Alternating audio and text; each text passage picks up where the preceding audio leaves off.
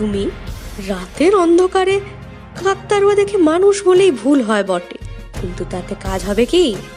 চেষ্টা করে দেখতে ক্ষতি কি? চলো একটা কাকতাড়ুয়া জমিতে বসিয়ে দিই।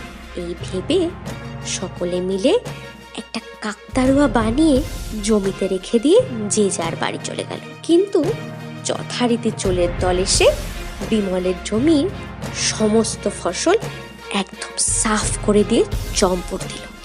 আর সকালে ঘুম থেকে উঠে সেই দৃশ্য দেখে বিমল একদম ভেঙে পড়ল, চিৎকার করে কেঁদে বলল, হায় হায় হায়, কি সর্বনাশ হলো আমার! হায় হায় হায়, আমার সমস্ত জমির ফসল চুরি করে নিয়ে গেল। এবার আমি কি করে পরিবারের সদস্যদের খাবার জোগাবো? আর আর আর খাজনাই বা দেবো কি করে? হায় হায় হায়, না, এই জীবন